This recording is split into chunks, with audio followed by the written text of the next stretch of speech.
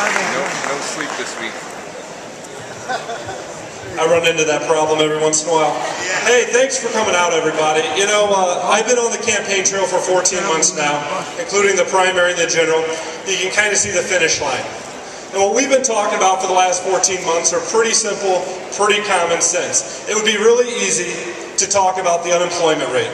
It would be really easy to talk about the budget deficit, the unfunded liabilities, the corruption in the monkey business that we know goes on in Springfield. But I like to talk about the flip side of the coin. And the flip side of the coin is pretty simple. There's not a state in the union as blessed as Illinois. If you look at our coal reserves and our agricultural resources, if you look at the colleges and universities we have sprinkled around this wonderful state, if you look at our geographic location, with our access to transportation networks, be it road, rail, river, air, whatever it may be, we have all these wonderful assets, yet we're still the bottom 3 of every economic and job creation category out there. If it's not a lack of assets, if it's not a lack of resources, if it's not a lack of policy, if it's not a lack of human talent across the state, it's clearly a lack of policy leadership in Springfield, Illinois, and that's what Senator Brady and I need to change. You know, when Governor Quinn came into office, there was not a soul in the state that wasn't rooting for him. He had an opportunity to fight to balance the budget, to bring fiscal responsibility to the state. He had an opportunity to bring ethics reform to Springfield and clean up the mess that he and Rod Blagojevich had caused. And let me ask you a few questions. Did Rod Blagojevich bring fiscal responsibility to Springfield, Illinois? Did Rod Blagojevich reform the culture of corruption we have in Springfield, Illinois? Has Pat Quinn governed the state of Illinois on behalf of you all? Let me tell you what Pat Quinn has done. Pat Quinn has surrendered to the Springfield aristocracy. And let me tell you, what do I mean by Springfield aristocracy? It's pretty simple. We'll get there in a second. Since 2002, folks, the Democrats have controlled the state Senate. They've controlled the governor's mansion. They've controlled the House of Representatives. What was that name again? Mike Madigan has been in the House of Representatives for 40 years. He's been Speaker of the House for 28 of the last 30 years. Let me tell you, where I come from in the private sector, after 40 years, you get a pat on the back, you get a gold watch, and you retire. I think someone just offered to buy the watch. Let me tell you something, I think the state of Illinois would have bought the watch, but because of Mike Madigan and Pat Quinn, we can't afford the watch. Folks, speaking of affording a watch, let me tell you a funny little story. I'm from Edwardsville, about 15 minutes from St. Louis. There's a town about 40 minutes from me called Vandalia, Illinois. And you may not know it, but the state capitol used to be in Vandalia, Illinois.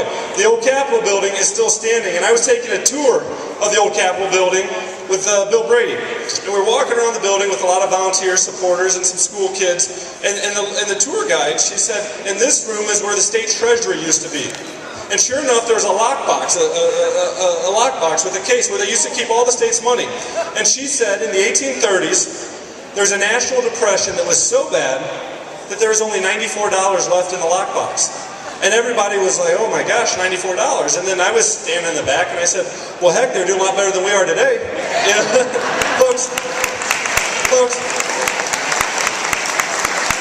what we have seen for the last 8 years in Springfield has been embarrassing. It's been absolutely embarrassing. I noticed Bobby Jindal earlier, he mentioned that New Jersey used to lose students much quicker than they attracted new people to Louisiana. Illinois' number one export is agricultural products. Anybody want to know what our number 2 export is? People. People, especially college students. And when you're exporting and sending the future out at the rate the state of Illinois is, I think that paints a pretty bleak picture for what we have coming unless we change it. You know, we had 3 governors up here, wonderful governors. And throughout the course of the campaign, we've had other governors here. We had Jeb Bush has been here, obviously Bobby Jindal, Bob McDonald, Bobby Jindal, a lot of good folks have been here. And in fact, I was standing back there, and I think they were pretty amazed because they've seen all these Illinois politicians come up here speaking, and they kept saying, where are the rules of the teleprompter? You know, folks. But these people come here because they see the same things we see. They see a lot of opportunity in Illinois.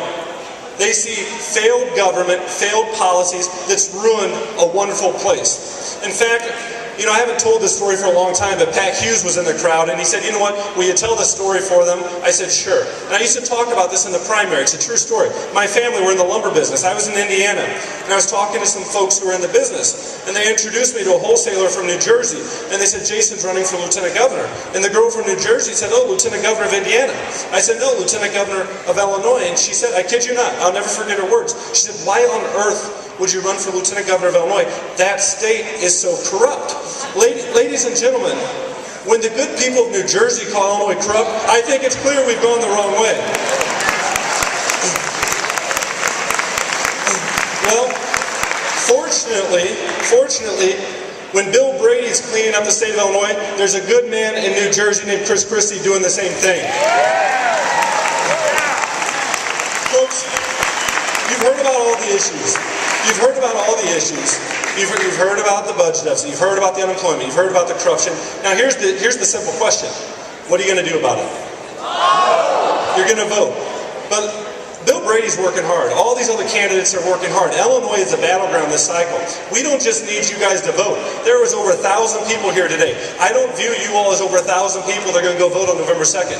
I view you as over 1,000 people that for the next 6 days are going to go to church. You're going to go to work. You're going to go to the Friday night football games. You're going to be in your neighborhood. You're going to be in the grocery store. And you need to communicate to absolutely every person you come across how important this election is. Educate them on the issues. Educate them on the candidates. And make sure they show up on November 2nd. If each one of you talk to 10 people, you're not 1,000 people voting on November 2nd. You're 10,000 people voting on November 2nd. And that's what we need.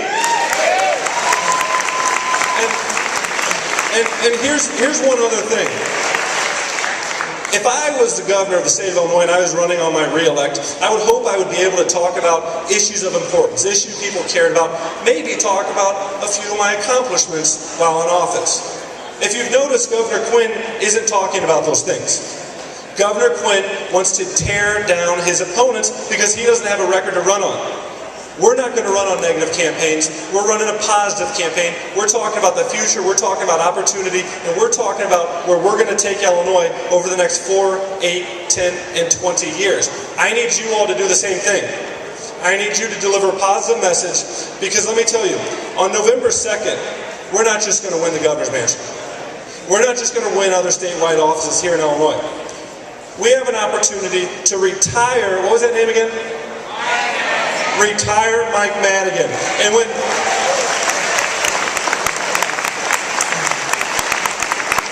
let me tell you, where it's going to start is Will County, Illinois. It's where it's going to start. We need huge numbers out of Will County. We're going to do well in Cook County. We're going to exceed expectations in Cook County. But we need to do well in DuPage. We need to do well in Kane and Kendall and Lake and McHenry and Will County. Because in the suburbs here, when you guys build that firewall, and we start beating the numbers coming out of Cook County, I'm from this place called Downstate. And you ain't seen nothing yet. Because let me tell you,